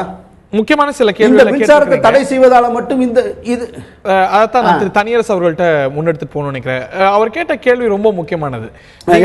கொள்கை அளவுல ஜல்லிக்கட்டு நடக்கணும், எள்ளளவும் பின்வாங்க மாட்டோம். முதலமைச்சர் நாட்டு மக்களுக்கு ரொம்ப நாளைக்கு முன்னாடி சில நாட்களுக்கு முன்னாடி சொல்லியிருக்கிறார், குறைந்தபட்சம் இந்த ஒரு போராட்டம் நடந்த பிறகு நாங்கள் உங்கள் பக்கம் தான் இருக்கோம், நீங்க எதற்காக போராடுறீங்களோ அதற்காகத்தான் நாங்க தொடர்ந்து போராடுவோம், இது நாங்க கைவிட்ட மாட்டோம் அப்படின்னு ஆறுதலான ஒரு பேச்சு முதலமைச்சர் வேண்டாம், அமைச்சர்கள் இல்ல முக்கிய பிரமுகர்கள் அந்த மக்களை சந்தித்து சொல்லியிருந்தா, இல்ல ஒரு தொலைக்காட்சி மூலமாவோ அறிக்கை மூலமாவோ குறைந்தபட்சம் இன்னைக்கு களத்தில் இருக்கிறாங்க இல்லையா தமிழ்நாடு முழுவதும் அவங்களை அட்ரஸ் பண்ணி சொல்லியிருந்தா இது ஒரு சிறிய ஆறுதலாவா இருந்திருக்காது. அட்லீஸ்ட் தட் குறைஞ்சபட்சம் அது. திரு தனியரசு இல்லை, இப்போ என் ஆருயிர் கனெக்ஷன் கிடையாது, என்னுடைய ஆருயிர் சகோதரர் இயக்குனர் அமீர் என்ன சொன்னார் ரொம்ப ரொம்ப கவனமாக அவர் சொன்னாங்க. அவர் எங்களுடைய கருத்தோட 100 விழுக்காடு ஒத்து போய் களத்தில் இருக்கிறவங்க தான். அதே மாதிரி ராஜேஷ் சொன்ன கருத்தை சகோதரர் ராஜேஷ் சொன்ன கருத்தை அமீர் மறுத்தது சரியான தருணத்தில் சரியான மறுப்பு தெரிவித்தார். ஏன்னா அது எந்த இடத்துலையும் நம்ம இந்த பொங்கல் திருவிழாவை பொறுத்தவரையும் ஜல்லிக்கட்டை பொறுத்த வரைக்கும் நம்ம அதில் மத அடையாளத்தை நம்ம அடையாளப்படுத்தக்கூடாது.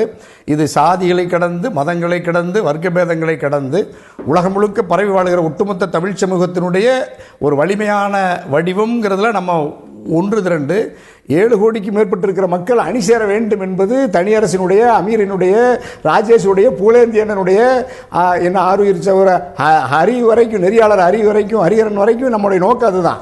இதுதான் அனைத்து இந்திய அண்ணா திராவிட முன்னேற்ற கழகத்தினுடைய நோக்கம். இப்போ நீங்கள் தயவு செஞ்சு என்னுடைய சகோதர அமீர் புரிஞ்சுக்கணும். இப்போ இந்த களத்துக்கு போராட்ட களத்துக்கு வந்திருக்கிறது நான் குறைவுன்னு நினைக்கிறேன்.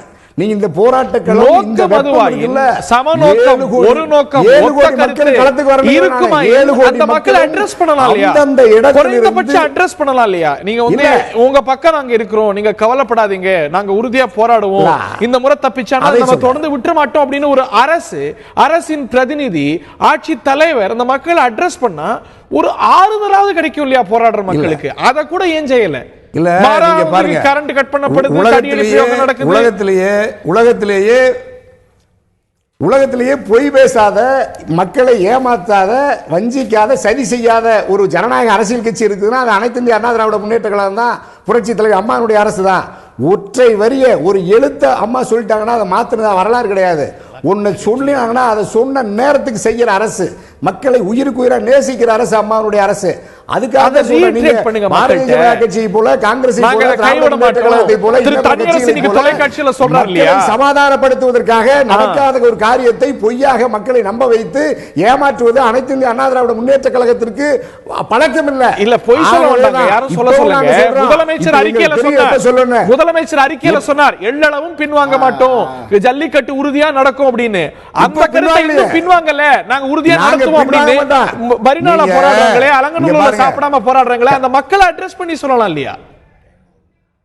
they are being acknowledged, அவங்கள நாங்க ரெகக்னைஸ் பண்றோம். இந்த வெப்ப இல்ல நீங்க போராட்ட களமாகிய மாறிய தமிழகம் அப்படின்னு நம்ம இன்னைக்கு விவாதம் நடத்துறதுக்கான சூழலை உருவாக்கியது அனைத்து இந்திய அண்ணா திராவிட முன்னேற்ற கழகம். அது யாரு நம்ம விவாதத்துக்குள்ள போறாங்க? புரட்சி தலைவர் மக்களுக்கு காரணம் அவங்களுடைய உணர்வுகள் காரணம். அந்த உணர்வை அட்ரஸ் பண்ணலாமேன்னு கேக்குறேன். இந்த ஆட்சியாளர்கள் அவங்களை அட்ரஸ் பண்ணும்போது குறைஞ்சபட்சம் செய்ய வேண்டாமா? நீங்க எப்ப பண்ணணும் பாருங்க. நீங்க பாருங்க, ஒரு நாள் 2 நாள் ஆகி இன்னும் இது இருக்கிற இளைஞர்கள் மாணவர்கள் மத்தியில் இது மிக வலிமையாக விவாதிக்கப்பட்டு தமிழ் சமூகம் ஒட்டுமொத்த இதான் செத்து கிடந்த தமிழ் சமூகம் நாடி நரம்பெல்லாம் தமிழர்களுடைய இனத்தின்பால், மொழியின்பால், பண்பாட்டின்பால் பற்று கொண்டிருக்க வேண்டும் என்பதற்கான சூழலை உருவாக்கிய, தொடர்ந்து காவிரியால் வஞ்சிக்கப்பட்டு மீன்பிடி உரிமைகளை வஞ்சிக்கப்பட்டு கச்சத்தீவு தாரை வார்க்கப்பட்டு தமிழ் சமூகம் தொடர்ந்து மத்திய அரசால் வஞ்சிக்கப்பட்டிருக்கிற சூழ்நிலையில ஒவ்வொரு உரிமையும் அதற்காக மக்கள் அணியமாயிருக்காங்க. மக்களை அணியப்படுத்தியதே அண்ணா திராவிட முன்னேற்ற கழக அரசு தான்.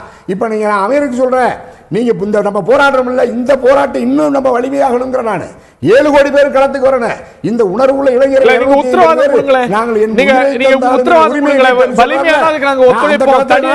நடக்காது, லைட் அணைக்க மாட்டோம், போராட்டத்தை ஆதரிப்போம். ஆனா நீங்க சொல்றது ஒண்ணு, நடப்பது வேற ஒன்றா இருக்கு. இல்ல இங்க பாருங்க, ஹரிஹரன் இங்க பாருங்க, ஒரு இடத்துல திரளாம இருக்கணும். நீங்க தமிழ்நாடு முழுக்க இருந்து நீங்க அந்தந்த வகையில போராடலாம். இப்ப நீங்க சிராவையில பாத்தீங்க, கண்டுபட்டி பாத்தீங்க, நம்ம அலங்காநல்லூர் பார்த்தோம், பாலமேட்டை பார்த்தோம். நீங்க ஜல்லிக்கட்டு நடந்த மாதிரி இருக்கு, அது தடுத்த மாதிரி இருக்கு. எவ்வளவு கவனமா நாங்க உயிருக்கு உயிரா சட்டத்தையும் உச்சநீதிமன்றத்தையும் ஒரு பேலன்ஸ் இருக்கணும்ங்கறீங்க. மக்களுடைய உணர்வுகளுக்கும் மதிப்பளித்து, எதிர்க்கட்சிகளுக்கும் மதிப்பளித்து, இது மாதிரி ஒரு அரசை நீங்க யாருக்காவது பார்த்திருக்க முடியுமா? திரு அமீர் குறுக்கிட விரும்பினார், அதுக்கு அவருக்கான வாய்ப்பு மட்டும் கொடுத்துட்டு நான் ஒரு சிறிய இடைவேளை எடுக்கணும். திரு அமீர், சிறிய குறுக்கீடு. S mister Amir. அவர் ஐயா தனியரசு சொன்னதை நான் ஏத்துக்கிறேன். நான் அதுல 2 விதமா பார்க்கிறோம். இந்த ஜல்லிக்கட்டு போராட்டம் என்பது இன்றைக்கு தடையை மீறி நடத்துவோம் என்று சொன்னது சிலர். இப்ப நாம் தமிழர் கட்சி உட்பட தடையை மீறி நடத்துவோம்னு சொல்லி நடத்தி காமிச்சிட்டாங்க. அதாவது 2 மாவட்டங்களில் மட்டும் இருந்த ஜல்லிக்கட்டை இன்னைக்கு பல மாவட்டங்களில், வட மாவட்டங்களே சேர்த்து மாடு ஓட விட்டு ஜல்லிக்கட்டு நடத்தியாச்சு. இது என்னுடைய பார்வை என்பது இது நான் வெற்றிகரமாக நடந்துட்டதா நான் நினைக்கிறேன். ஆனால் இன்றைக்கு நாங்கள் போராட்ட களத்தில் அவர் சொன்னது போல காவல்துறை போராட்டம் நடத்த அனுமதிச்சான்னா அனுமதிச்சு. இன்னைக்கு நேற்றைய தினமும் நான் பார்த்தேன், இதற்கு முன்னாலேயும் பார்த்தேன், இன்னைக்கும் பார்க்குறேன். காவல்துறையிட்ட கடுமையான அணுகுமுறையை நாங்கள் பார்க்கல, ஏன்னா எங்களை போன்றவர்களுக்கு தெரியும். ஆனால் இந்த களத்தில் புதிதாக நிற்கக்கூடிய மாணவர்கள், இளைஞர்கள் அதை வித்தியாசமா பார்க்கறாங்கன்றதை நீங்க உணர்ந்துக்கணும். அவர்கள் கேட்கிற கேள்விதான் இது.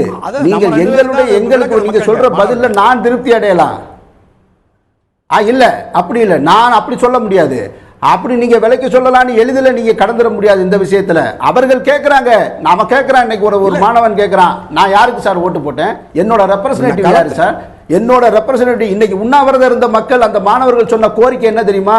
என்னுடைய பிரதிநிதிகள், பாராளுமன்ற பிரதிநிதிகள், மத்திய அரசு சட்டமன்ற நாடாளுமன்றத்தில் இந்த அவசர சட்டம் கொண்டு வர முடியலைன்னா அவங்க ராஜினாமா பண்ணட்டும், அவங்க எங்கள்கிட்ட திருப்பி வரட்டும், நாங்க அவங்களை திருப்பி தேர்ந்தெடுக்கிறோம்னு சொல்றான். அதனால அந்த அரசியல் களத்துக்கு வந்துட்டான். அதனால நீங்க சொல்லித்தான் ஆகணும், சொல்ல வேண்டிய, அதாவது ஆறுதலான வார்த்தைகளை நீங்கள் சொல்ல தவறிட்டீங்க. நீங்க சொல்லுவது போல உண்மையாக இருந்தால் இப்ப மெரினாவில் மின்சாரம் தடை செய்ய வேண்டிய அவசியம் என்னன்றதை நீங்க தெளிவா சொல்லணும். நீங்க மெரினாவில் மின்சாரத்தை தடை செய்வதாலோ அல்லது மாணவர்களை சிறு சிறு குழுக்களாக பிரித்து அங்கங்கே அரங்களை வச்சு இந்த போராட்டத்தை நீர்த்து போக செஞ்சிடலாம் நினைக்காது. இந்த போராட்டம் நீர்த்து போகலாம், ஆனா இன்றைக்கு அவருடைய உள்ளத்தில் எழுந்திருக்கக்கூடிய இந்த உணர்ச்சி நீர்த்து போவாது.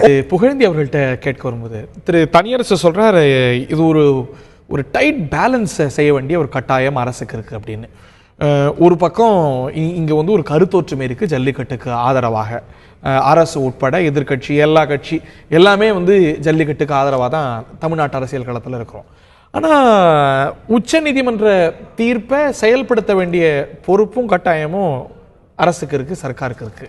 இன்னும் வந்து ஒரு பேலன்ஸை செய்ய வேண்டிய ஒரு சூழ்நிலை இல்லையா? நீங்க கூட நிறைய இடங்கள்ல கட்டுப்பாடுகள் வச்சிருந்தாலும் கூட பெரும்பாலும் இங்கேயும் எஃப்ஐஆர் போல திரு அமீரே சொல்றார், பல இடங்கள்ல காவல்துறை ஒத்துழைப்பு வழங்கி. நீங்க கேட்கறது உங்களுக்கு தெரியாதுல்ல, இன்னைக்கு நீனா உங்க கேள்விகள்லயே வந்தது, போராட்டத்தில் ஈடுபட்டு இருக்கிற மாணவர்கள், இளைஞர்கள், பெண்கள் இவர்கள் எல்லாமே எல்லா இடங்களிலும் அடைக்கப்பட்டு வீட்டுக்காவல் மாதிரி வைக்கப்பட்டது மட்டும் இல்லை, குடிக்கிறதுக்கு தண்ணி கொடுக்கறதுக்கு கூட அனுமதிக்காம, அவங்க உண்பதற்கு எந்த விதமான ஏற்பாடுகளும் செய்யாமல் எல்லாம் பட்டினியோடையும், அதை விட மோசம் இயற்கை உபாதைகளை கழிக்க கூட அவங்களுக்கு வாய்ப்பு வழி இல்லாத அளவுக்கு கஷ்டப்பட்டிருக்காங்க. அதையும் நம்ம இதில் பார்க்கணும். நீங்கள் திரு தனியரசு அவர்கள் சொல்லியிருக்கிறாங்க, நாங்கள் உச்ச நீதிமன்ற தீர்ப்பு, இந்த தீர்ப்பு, அது இதுன்னு. நான் சொல்கிறேன், மாணவர்களும் இளைஞர்களும் எல்லா இடத்துலையும் போராட்டங்கள் நடக்குது. இப்போது போராட்டங்கள் நடத்துகிற நேரத்தில் எப்படி அணுகுமுறை இருக்கணும்னா, சட்டக்கல்லூரி மாணவர்கள் ஒரு முறை போராடும் போது அறிஞர் அண்ணா முதலமைச்சராக இருந்தவர் நேராக காலேஜுக்கு போய் பார்க்குறாரு. மாற்றுத்திறனாளிகள் போராட்டம் நடக்கும்போது முதலமைச்சராக இருந்த எங்கள் தலைவர் கலைஞர் நேரடியாக போய் பார்த்து அவங்ககிட்ட பேசி போராட்டத்தை நிறைவு செய்கிறார். இன்னைக்கு எதிர்க்கட்சி தலைவராக இருக்கிற எங்கள் செயல் தலைவர் போராட்டம் நடத்தி கொண்டிருப்பவர்களை போய் நேரடியாக பார்த்து அவர்களுக்கு ஆறுதல் சொல்லி, அவர்களுக்கு தன்னுடைய ஆறுதல் மட்டுமல்ல ஆதரவையும் சொல்லி அவர்களுடைய போராட்ட களத்தை வரவேற்கிறோம். ஆனால் இந்த அரசாங்கத்தில் யாராவது இவங்க கட்சியில் போனால் உள்ள விட மாட்டாங்க, இவங்க கட்சிக்காரங்க போகலன்றது ரைட்டு. ஆனால் ஏன் அமைச்சர்கள் போல, ஏன் முதலமைச்சர் போல, ஏன் அந்த மாணவர்கள் போராட்டத்துக்கு போய் பார்க்கறது, ஏன் அவர்களுக்கு வந்து ஆறுதல் சொல்றது, ஒரு நீ வாக்குறுதியை கூட. இப்போ வந்து மகாராஷ்டிரத்தில் இவர் சொல்றாரு, திரு தனியரசு சொன்னார், ஒரு அரசு அப்படிங்கும் போது ஒரு அமைச்சர் ஒரு சங்கடமான ஒரு சூழ்நிலை இருக்கு. இன்னைக்கு உச்ச நீதிமன்ற தீர்ப்பையும் செயல்படுத்த வேண்டிய பொறுப்பு உங்களுக்கு இருக்கு. அதைத்தான் சொல்றேங்க. மகாராஷ்டிரத்துல கிருஷ்ண ஜெயந்திக்கு உரியடி விழா நடத்துறான். உரியடி விழாவில் மனித கோபுரம்னு ஒன்று வைக்கிறாங்க. மனித கோபுரத்திற்காக உச்ச நீதிமன்றம் வந்து சில நிபந்தனைகள் போடுது. சிவசேனா சர்க்கார் அந்த நிபந்தனைகள்லாம் தூக்கி போட்டு நாங்கள் இப்படி தான் செய்வோம்னு செய்கிறாங்க. பாரதிய ஜனதா கூட இருக்குது. உச்ச நீதிமன்றம் என்ன செஞ்சது? அப்போ அவர்களுடைய கோயில் திருவிழா, உரியடி, மனித கோபுரம், உச்ச நீதிமன்ற தீர்ப்பை தூக்கி போட்டாச்சு. ஏன் அதே மாதிரி காவிரி மேலாண்மை அமைக்கணும்னு சொன்னது அதுவும் அப்படியே பெண்டிங்கில், அதுவும் தூக்கி போட்டாச்சு. இன்னும் கூட சொல்கிறேன் திரு தனியரசு அவர்களே மற்றும் உள்ள நண்பர்களுக்கு சொல்கிறேன், கர்நாடகத்தினுடைய காவிரி நீர் பிரச்சனைகள் வருகின்ற பொழுது உச்ச நீதிமன்றம் செய்த தீர்ப்பை வந்து அவர்கள் சரியாக நிறைவேற்ற மறுத்து போராட்டம் செய்யும் போது 40 பஸ் எரிக்கிறாங்க. கர்நாடக மாநிலத்தில் இருக்கிற போலீஸ், காவல்துறை அமைதியாக பேசாம எல்லா இடத்திலையும் எல்லாத்தையும் வேடிக்கை பார்த்துட்டு கை கட்டிக்கிட்டு நிக்குது. அவர்களுடைய மாநில பிரச்சனையில அந்த மாநில சர்க்கார் அந்த போராட்டத்தை ஆதரித்து வேடிக்கை பார்க்கிறது உச்ச நீதிமன்ற தீர்ப்பு இருக்கும்போது. ஆனா தமிழ்நாட்டில் நீங்க ஆட்சியில் இருந்தா அப்படிதான் பார்த்திருப்பீங்களோ? நாங்கள் ஆட்சியில் இருக்கின்ற போது ஜல்லிக்கட்டு முழுமையாக நடந்தது இல்ல. ஒரு சர்க்காரா இருக்கும் போது ஆளுங்கட்சிக்கு இருக்கக்கூடிய ஒரு பார்வையை ஒரு அரசா முழுவதுமா அதுக்கு வந்து ஆதரவு கொடுத்திருக்கிறீங்களா, கொடுக்க முடியுமாங்கிற கேள்வி. ஈழ போராட்டத்துல ஈழம் அமையணும் அப்படிங்கிறது தான் திமுகவுடைய நிலைப்பாடு. ஆனா இந்திய மத்திய அரசுக்கு வேற நிலைப்பாடு. ஈழம் சார்ந்த போராட்டங்களை திரு அமீர் போன்றவர்களோ திரு சீமான் போன்றவர்களோ மேற்கொண்ட போது திராவிட முன்னேற்ற கழக அரசாங்கமா எப்படி அணுகியது? திராவிட முன்னேற்ற கழக அரசாங்கம் நீங்க சொல்லுகிறது, நான் சொல்றது உச்ச நீதிமன்றத்தினுடைய தீர்ப்புகளை பற்றி கவலைப்படாமல் இன்றைக்கு இந்த துணைக்கண்டத்தில் இருக்கிற மாநில அரசுகள் எல்லாம் செயல்பட்டு இருக்கிறத நம்ம பார்க்கிறோம். ஆனா இந்த மாநில அரசு மட்டும் கடுமையான முறையில போராட்டத்தை அடக்கணும்னு போகுது. ஈழ போராட்டத்தில் கலந்துகிட்ட திரு சீமான் போன்றவர்கள் கைது செய்யப்பட்டாங்க. அவங்க மீது வழக்குகள், கடுமையான வழக்குகள் போடப்பட்டது. ஒரு அரசா நீங்க நடந்து கொண்ட விதம், நீங்க ஆளுங்கட்சியா நீங்க எடுத்த நிலைப்பாடுகளில் மாற்றம் கொண்டு தானே நீங்க தவறாக செய்றீங்க. கேள்வியிலேயே நான் ஒத்துக்கொள்ள முடியாது. ஏன்னு கேட்டீங்கன்னா, ஈழ போராட்டம் என்பதில் நாங்களும் இணைந்து தமிழ வேண்டும் என்பதிலே எங்களுக்கும் மாறுகிறது. நாங்கள் தெளிவாக அதற்கான போராட்ட நடைமுறைகளை கொண்டு போகின்ற பொழுது போராட்ட வடிவங்களை மாற்றுவதும் மாநில சர்க்காருக்கு வேண்டுமென்றே பிரச்சனைகளை கொண்டு வர வேண்டும் என்பதற்காகவே இந்த நபர்கள், நீங்க சொன்ன நபர்கள், திரு சீமான் போன்றவர்கள் எல்லாம் பல்வேறு பிரச்சனைகளை உள்கடையாக, ஏன்னா இந்த அரசாங்கம் இருக்கக்கூடாது, இந்த அரசாங்கத்தை கலைக்கிறதுக்கு என்ன செய்யலாம், மாநில சர்க்கார் மத்திய சர்க்கார்கிட்ட எப்படி உதவி செய்யலாம், இவர்கள் எல்லாம் உடந்தையாக இருந்தார்கள். அப்படி ஒரு வழக்கத்தை இவங்க சொல்லிட முடியும். என்ன சொன்னாங்கிறது விரிவான நீங்க கேட்டதுக்காக நான் சொன்னேன். தமிழக அரசு இன்றைக்கு தமிழகமே கொந்தளிக்குது, மிகப்பெரிய போராட்டம். இந்த போராட்டம் இன்னைக்கு நடைபெற்றுக்கிட்டு இருக்கிற ஜல்லிக்கட்டு என்கின்ற இந்த போராட்டத்தில் நீங்க மாநில சர்க்காரும் மத்திய சர்க்காரை சேர்ந்த பிரதிநிதிகளும் எல்லாமே எங்களுக்கு வாக்குறுதிகள் எல்லாம் கொடுத்து எதிர்பார்ப்புகளை உருவாக்கி பிறகு நடத்த முடியாதுன்னு ஒருத்தர் மன்னிப்பு கேட்கிறார். ஏன் மன்னிப்பு கேட்கிறார்? ராதாகிருஷ்ணன் எதுக்கு மன்னிப்பு கேட்டார்? ஏன் மன்னிப்பு கேட்டாருன்னா என்ன அர்த்தம்? முடியல, இதுல நியாயம் இருக்கிறது, அந்த நியாயத்தை என்னால் செய்ய முடியல அப்படின்றதுக்காக மன்னிப்பு கேட்கிறார். மன்னிப்பு கேட்கிற நபர் இந்த நியாயத்தை எடுத்துக்கிட்டு போயிருக்க வேண்டியதானே, போய் பேச வேண்டியதானே. தடை உச்ச நீதிமன்றத்தில் இருக்கு. உச்ச நீதிமன்றத்தில் தடை இருக்கிறதுனால அவசர சட்டம் கொண்டு வரக்கூடாதா? ஓகே சார், நிலம் கையகப்படுத்தப்படுகின்ற முறையில் உச்ச நீதிமன்றம் கொடுத்த தீர்ப்பு இருக்கின்ற பொழுதே அவசர சட்டத்தை கொண்டு வராங்க. ஏன் கொண்டு வர முடியாது? அவசர சட்டம் என்பது இந்த அரசாங்கம் நினைத்திருந்தால் கொண்டு பிரசிடென்ட் மூலமா வர்றது. நில மசோதால இது போன்ற சட்ட சிக்கல் இதற்கு நிகரா இருக்குதான் தெரியல. ஆமா, நிகர் இல்ல நடத்தலாம், அவசர சட்டம் கொண்டு வரலாம். ஓகே, ராஜேஷ் அவர்கள்ட்டையும் கேட்கணும். அதுக்கு முன்பாக தனியரசு அவர்கள்ட்ட கேட்க வரும்போது, அமைச்சர்கள் ஏன் குரல் கொடுக்கல? அந்தந்த ஊர்களில் இருக்கக்கூடிய முக்கிய உங்களுடைய கட்சி நிர்வாகிகள் ஏன் இதற்கு ஆதரவு தெரிவிக்கலங்கிற கேள்வியை திரு புகழேந்தி அவர்கள் கேட்டார். திரு கே.பி. முனுசாமி, உங்க கட்சியை சேர்ந்த அதிமுகவை சேர்ந்த முன்னாள் அமைச்சர், ஒரு கருத்து சொல்லிட்டார், ஒரு விமர்சனம் செஞ்சிட்டார் அப்படின்னு பல அமைச்சர்கள், பல நிர்வாகிகள் பொதுத்தளத்தில் மறுப்பும் கருத்துக்களும் பேட்டியும் கொடுத்தாங்க. அது போல ஜல்லிக்கட்டுக்காக போராடக்கூடிய மக்களுக்கு இது கொழுந்து விட்டு எறியக்கூடிய பிரச்சனை, உணர்வுகள் சார்ந்திருக்கக்கூடிய பிரச்சனை என்ற அடிப்படையில் அணுகி அது போன்ற அமைச்சர்கள், முக்கிய பிரமுகர்கள் ஏன் கருத்து தெரிவிக்கல? ஏன் இந்த மக்கள் சார்ந்து கருத்து தெரிவிக்கல? அது முக்கியமா ஒரு விஷயமா படுது அமைச்சர்களுக்கு, முக்கிய பிரதிநிதிகளுக்கு. why not this sir? அது அவர்களுடைய உள்கட்சியினுடைய கருத்து முரண். அது இந்த மாநிலத்துடைய உரிமை சார்ந்த செயல் முரணுக்கான ஒட்டுமொத்த மாநிலத்துடைய எண்ணமும் உணர்வும் சார்ந்திருக்கக்கூடிய தமிழ்நாட்டில் இல்ல இல்ல இல்ல இல்ல இல்ல இது மக்களோட பிரச்சனை, அது அவர்களுடைய உள்கட்சி பிரச்சனை. அதுல அவங்க கருத்து அமைச்சர்கள் சொல்லலாம், முதலமைச்சர் சொல்லலாம், பொதுச் செயலாளர் சொல்லலாம், அமைச்சர் சொல்லலாம், முன்னாள் அமைச்சர் சொல்லலாம். உட்கட்சி பிரச்சனைக்கு ஒட்டுமொத்த தமிழகத்துக்கு அமைச்சர்களா இருக்கக்கூடிய அமைச்சர்கள் சொல்றாங்க. அப்படிங்கும் போது ஒட்டுமொத்த மாநிலமும் நடிகர்கள்ல இருந்து இப்ப பல்வேறு துறைகள் இருக்கிறவங்கல இருந்து குரல் கொடுக்கக்கூடிய விஷயத்துக்கு ஏன் அமைச்சர்கள் பேசக்கூடாது? இல்லை, அமைச்சர்கள் பேசக்கூடாதுன்னு நான் சொல்லலை. அமைச்சர்கள் பேசுவார்கள், ஆனால் அமைச்சர்கள் பொய் பேச மாட்டார்கள். இப்போ நம்ம தமிழ்நாட்டு அமைச்சர்கள், தமிழ்நாட்டு முதலமைச்சர், தமிழ்நாடு அரசு நாட்டு மக்களுக்கு சமாதானப்படுத்தி அவர்களை வீட்டுக்கு அனுப்புவதற்கு அல்லது போராட்டத்தை நீட்சியடை செய்வது அல்லது போராட்டத்தை அதாவது மழுங்கடிக்க செய்வதில் தமிழ்நாட்டு அரசுக்கு, அமைச்சர்களுக்கு நோக்கம் இல்லை. தமிழ்நாட்டு அரசை பொறுத்தவரை தமிழ்நாட்டு மக்களுக்கு இந்த மாதிரியான உணர்வு வலிமையாக வேண்டும் என்பதுதான் நோக்கம். நீங்கள் ரொம்ப கவனமாக பாருங்கள். இந்த அரசு ஏதாவது சமாதானத்தை சொல்லி போராடுகிற இளைஞர்களை வீட்டுக்கு அனுப்பிச்சிட்டு நான் பார்த்துக்கிறேன், நாளை பார்த்துக்கிறேன், நான் கோர்ட்டில் வாதாடுறேன்னு சொல்லி வீட்டுக்கு அனுப்புறதுக்கு நீங்க சொல்றாரு. அதைத்தான் ராஜசேகர் சொல்றாருன்னா அது சரியில்லை. இந்த உணர்வு ஒட்டுமொத்த 7 கோடி பேருக்கு இன்னும் வலிமையா, உறுதியா அவங்களுக்கு வைராக்கியம் வரணும். அடைஞ்சு விரிவடையணும் அப்படின்னு தமிழ்நாடு சர்க்கார் கருதுதுன்னு திரு தனியரசு சொல்றார் இல்லையா? இன்னும் வீரியம் அடையணும், இன்னும் கடுமையா போராட்டம், அந்த உணர்வை ஒவ்வொரு தமிழரும் உள்வாங்க வேண்டும். ஏன்னா தமிழர்களினுடைய தலைமையேற்று தமிழர்களை தலைமையேற்று நடத்துகிற அனைத்து இந்திய அண்ணா திராவிட முன்னேற்ற கழக அரசு இந்த கருத்தியலில் ஜல்லிக்கட்டு என்னுடைய பாரம்பரிய உரிமை. இந்த உரிமையை தடுப்பதற்கு உச்ச நீதிமன்றத்திற்கோ மத்திய அரசிற்கோ உலகத்தின் எந்த அமைப்புக்கோ அதிகாரம் இல்லை என்கின்ற இந்த வாதத்தை என் ஆருயிர் தமிழ் உறவுகள் முதல்ல உணர்ந்துகிட்டு களத்துல ஒற்றை நிலையில கட்சிகளை கடந்து மதத்தை கடந்து சாதியை கடந்து களத்துல நிக்கிறாங்க. இப்ப இவங்களை சமாதானப்படுத்தி வீட்டுக்கு அனுப்புறது என்னுடைய நோக்கம் அல்ல. சொன்னாங்க. ஓகே, புரிஞ்சுக்கிறேன்.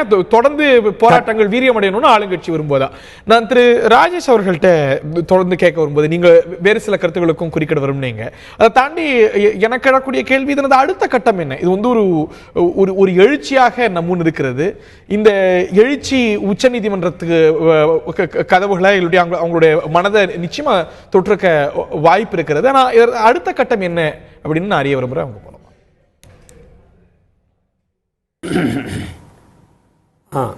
இந்த தருணத்தில் இப்ப தமிழகத்தில் ஒரு மிக முக்கியமான குரல் எங்களுக்காக குரல் கொடுத்ததுக்கு நடிகர் விஜய் அவர்களுக்கு முதல்ல நன்றியை தெரிவிச்சுக்கிறோம். ஆக்சுவலாக நான் அண்ணன் தனியரசு அவர்களுக்கும் அண்ணன் அமீர் அவர்களுக்கும் ஒரு குறிப்பிட்ட ஒரு விளக்கத்தை நான் கொடுத்தே ஆகணும். அதுக்காக தான் நிறைய முறையிட்டேன். பட் அது சரியான இது வரல. நான் மத நம்பிக்கைன்ற ஒரு விஷயத்தை மென்ஷன் பண்ணியிருந்தேன். அந்த மத நம்பிக்கைன்ற விஷயத்தை எந்த பாயிண்ட் ஆஃப் வியூவில் மென்ஷன் பண்ணின்றதை கண்டிப்பாக நான் விளக்கம் சொல்கிறேன். ஆக்சுவலாக இன்னைக்கு வந்து இந்த தை திருநாளில் வர இந்த பொங்கல் ஃபெஸ்டிவல்ஸுக்கு நடக்கிற ஜல்லிக்கட்டு ஒரு பக்கத்து இருக்கட்டும். அது வந்து அவனியாபுரம், அலங்காநல்லூர், பாலமேடு. அடுத்தடுத்து வர இருக்கிற மாதங்கள் நடக்க போற ஜல்லிக்கட்டு இருக்கு. நான் அதுக்கு ஒரு சில உதாரணங்கள் சொல்றேன். மத நம்பிக்கைன்றதுக்கு என்ன இடத்துல வரும்? இப்ப ஒரு தென்னலூர்னு ஒரு ஊர்ல மாரியம்மனுக்காண்டி ஜல்லிக்கட்டு, மாரியம்மன் ஃபெஸ்டிவல்ல ஜல்லிக்கட்டு இருக்கும். பிரான்மலைன்ற ஒரு ஊர்ல சந்தனக்கூடு திருவிழாக்கு ஜல்லிக்கட்டு இருக்கும். கருங்குளத்தில் புனித செபஸ்தியார் அந்தோனியார் திருவிழாக்கு ஜல்லிக்கட்டு இருக்கும்.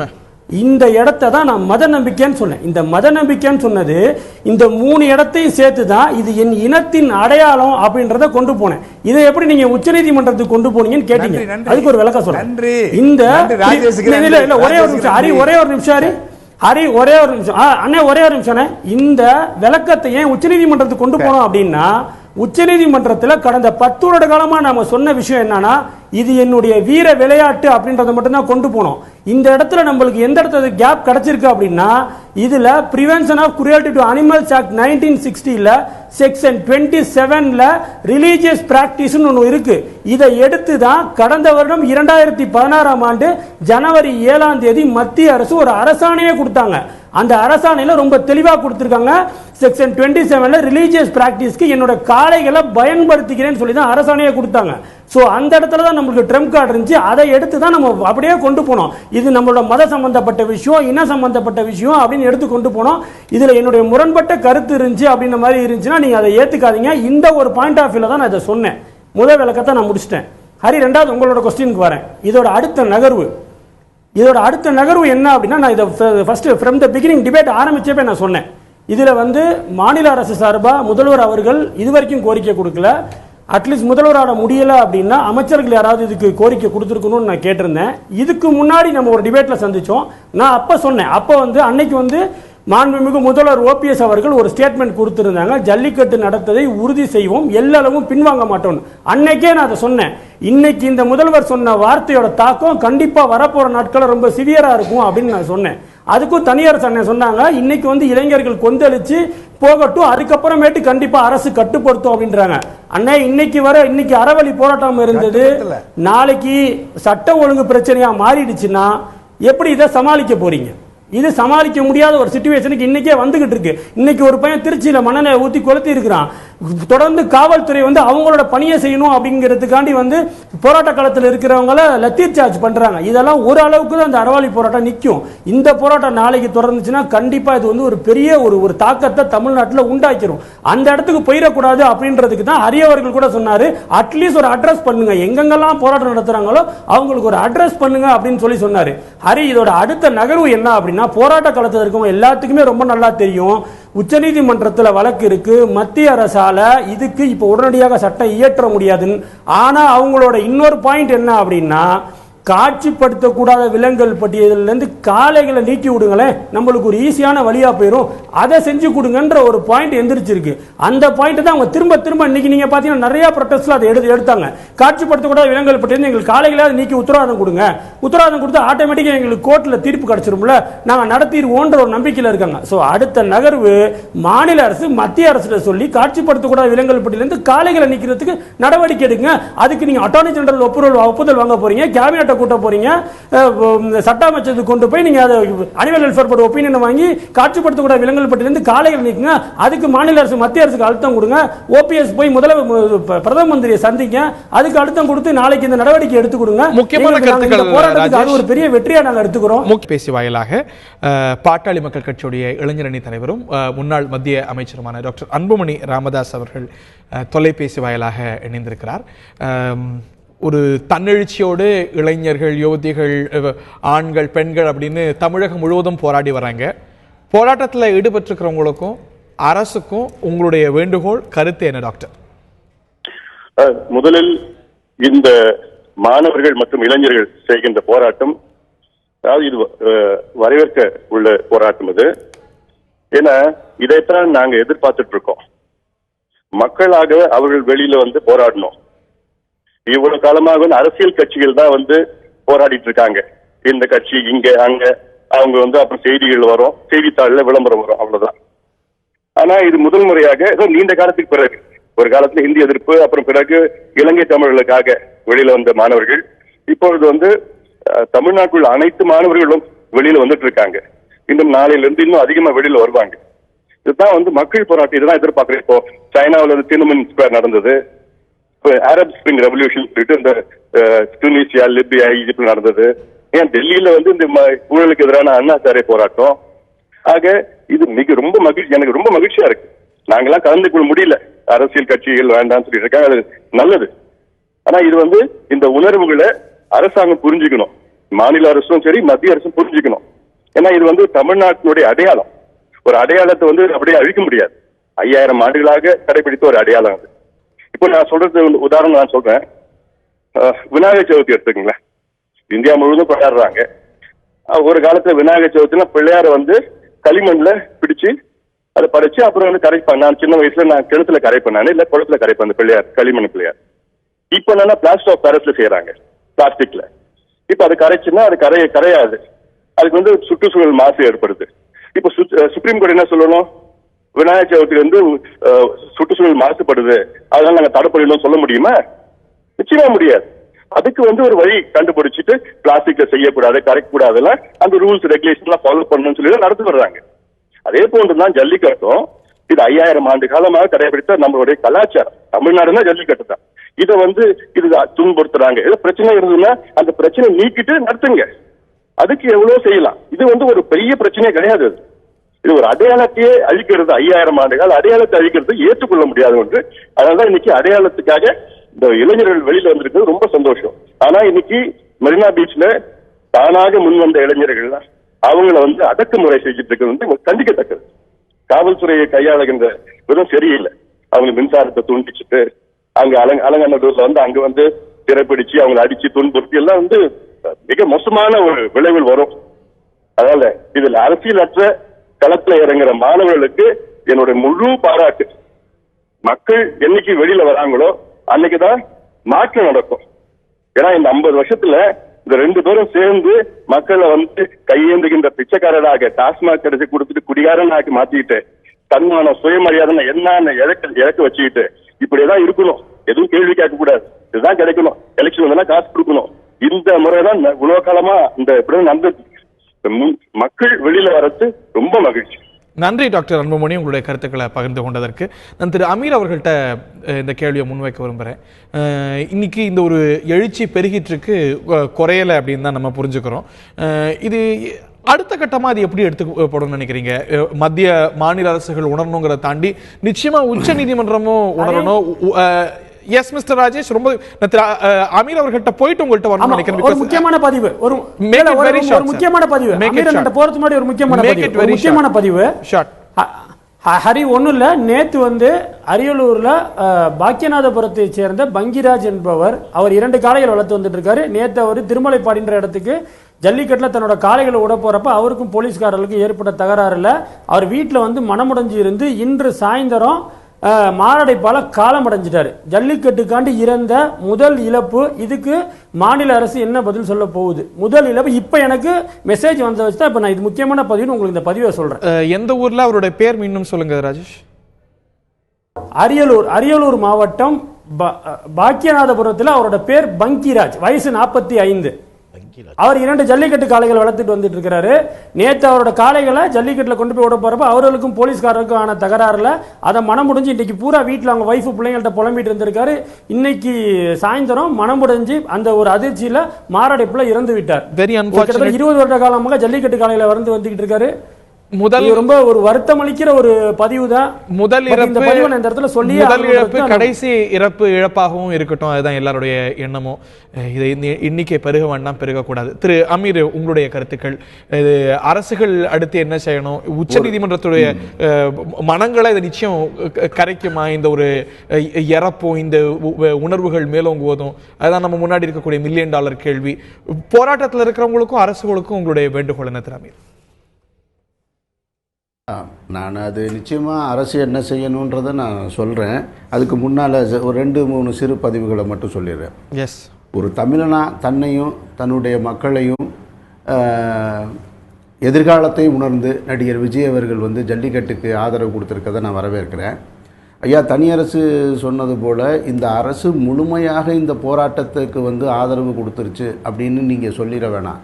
நான் வந்து இங்கே ஒரு பதிவு செஞ்சேன், கடுமை காட்டலை அப்படின்றதுக்காக. கடுமை காட்டலையே தவிர நேற்றைக்கு மட்டும் அலங்காநல்லூர் ஜல்லிக்கட்டுக்கு அந்த ஜல்லிக்கட்டு நடக்கக்கூடிய இடத்துக்கு அலங்காநல்லூருக்கான பாதைகளை கிட்டத்தட்ட 10 பாதைகளை சின்ன சின்ன கூட்ரோடுன்னு சொல்லக்கூடிய பாதைகளை கூட அடைச்சிட்டாங்க. அதை மட்டும் அடைக்கவில்லைன்னு சொன்னால் நேற்றைக்கு 1 லட்சத்துக்கும் அதிகமான மாணவர்கள் இளைஞர்கள் அங்கே திரண்டிருப்பாங்கன்றதை நீங்கள் கவனத்தில் வச்சுக்கணும்.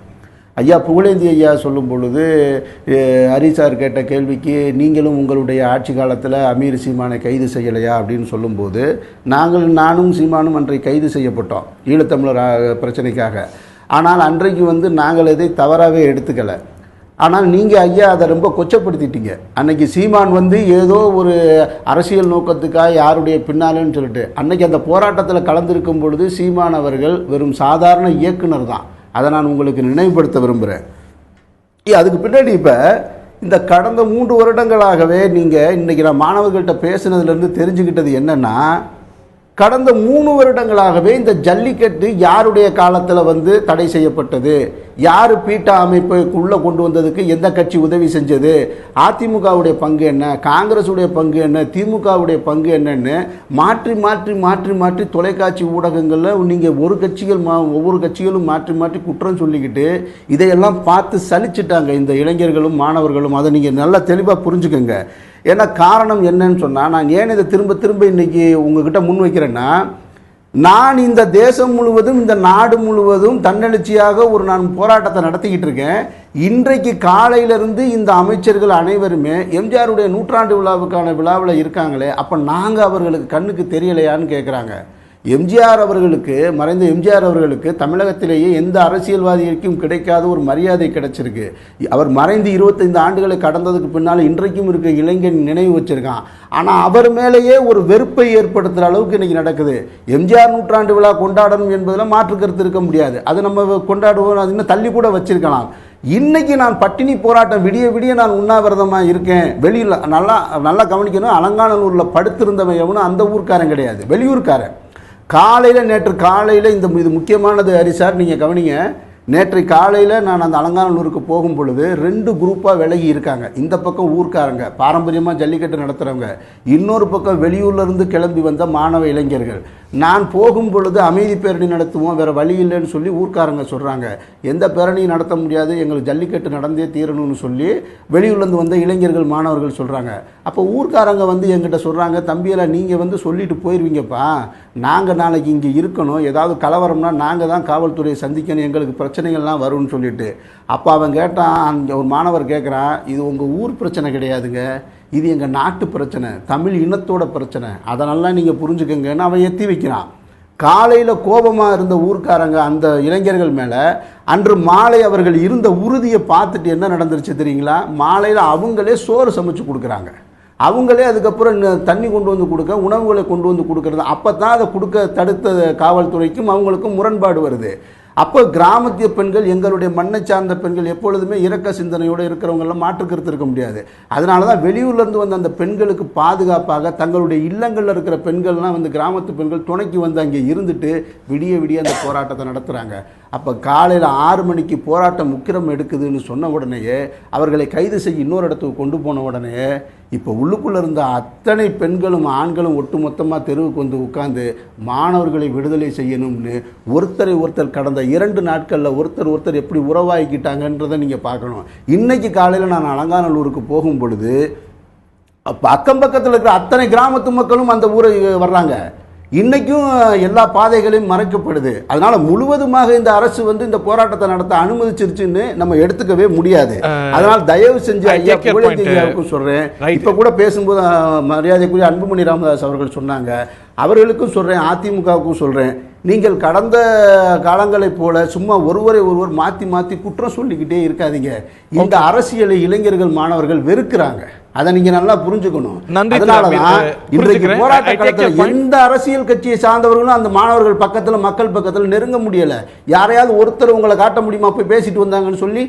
இன்னைக்கு நானும் சீமானும் போகும்போது கூட காலையில் முடிவெடுத்த உடனே சீமான் சொன்ன முதல் வார்த்தை என்ன தெரியுமா? தம்பி, எந்த கொடி இருக்கக்கூடாது, எந்த அடையாளம் இருக்கக்கூடாது, என்னுடைய கட்சி கொடி இல்லாம தான் போகணும் அப்படின்னு. அதனால உள்ள போக முடியுது. எங்களோட அரசியலை தாண்டி தமிழக மக்கள் நாங்கள் என்ன அரசியல், நான் அரசியல் தலைவனா? என்னுடைய வார்த்தைக்கு மதிப்பளித்த உண்ணாவிரத்தை முடிக்கிறான், நான் அவன் நினைக்கிறான் இவன் சொல்லிட்டு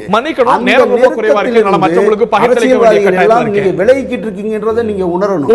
இல்லைன்னு சொன்னா எதிர்கால சந்ததி சத்தியமா வெறுக்கிறான். இல்லன்னா எதிர்கால வர இளைஞர்கள் உங்க கட்சியில இருந்து சுத்தமா கொஞ்சம் கொஞ்சமா விலகி போயிருவாங்க. நாளை அரசியல் என்பது வேறு அரசியலா மாறிடும் என்பதை அரசியல் கட்சியை சார்ந்த அனைவரும் புரிந்து கொள்ளணும். அன்புமணி ராமதாஸ் ஐயா சொன்னது நேரம் ரொம்ப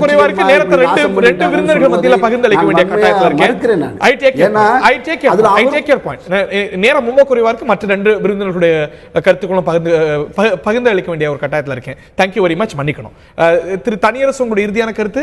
திரு புகழேந்தி, உங்களுடைய இறுதியான கருத்து. தனியரசு ரொம்ப சுருக்கமா இறுதியான கருத்து. இல்லை ஒன்றும் இல்லை. இப்போ நம்முடைய நண்பர் அமீர் அவர்கள் சொன்னாங்க, நாங்கள் அரசியல் ரீதியான பார்வையில் சொல்லலை, தமிழர்களின் இணை எழுச்சி போராட்டத்தை வரவேற்கிறோம், பார்க்கிறோம்.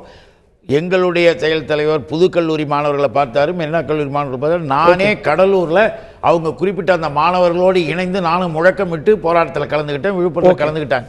மக்களோடும் மாணவர்களோடும் இந்த இனப்பிரச்சனை உணர்வுகளில் ஒன்றா இருக்கக்கூடிய இயக்கத்தை சேர்ந்தவர்கள், மாணவர்கள், இளைஞர்கள், மற்றவர்கள், பொதுமக்கள் வரவேற்கிறாங்க. நாம் அந்த வகையில் அவர்களை வரவேற்கிறோம். ஓகே, திரு தனியரசுடைய ரொம்ப சுருக்கமான இறுதியான கருத்து. Make it short. இல்லை, தமிழ்நாடு முழுக்க மிக பரவலாக வீரியத்தோடு ஜல்லிக்கட்டுக்காக மாணவர்களும் இளைஞர்களும் எழுச்சியோடு போராடுவதை தமிழ்நாடு கொங்கு இளைஞர் பேரவை அதை மிகுந்த மகிழ்ச்சியோடு வரவேற்கிறது. போராட்ட களத்தில் அசம்பாவிதம் நடைபெறுமானால் அந்த அசம்பாவிதத்தை காவல்துறை மென்மையாக அணுகணும். அவர்களுக்கு அறவழியில் போராடுகிற அனைவருக்கும் உரிய அனுமதியை, பாதுகாப்பை காவல்துறை தரணும். ஏதாவது ஒரு நபரை கூட தமிழ்நாட்டில் இது சம்பந்தமாக ஜல்லிக்கட்டுக்காக வழக்குக்காக கைது செய்யப்பட்டிருந்தால் உடனடியாக விடுதலை செய்யணும். வழக்குகள் பதிவு செய்யப்பட்டிருந்தால் உடனடியாக வழக்குகளை திரும்ப பெற வேண்டும். அதுக்கு தமிழ்நாடு அரசு, மாண்புமிகு முதல்வர் புரட்சி தலைவர் அம்மாவினுடைய அரசு கட்டாயமாக தமிழ்நாட்டு மக்களுடைய உணர்வுகளுக்கு மதிப்பளித்து ஜல்லிக்கட்டை மீட்டெடுக்கிற வரை தமிழ்நாட்டு மக்களின்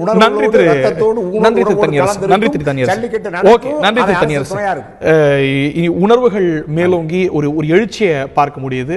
அடுத்த கட்டம் என்ன? உச்ச நீதிமன்றம் கணக்கில் எடுத்துக்கொள்ளணுமா? கண்டிப்பாக எடுத்துக்கொள்ளணும் அப்படிங்கிறது தான் இன்று மேலோங்கி இருக்கக்கூடிய ஒரு எண்ணம்.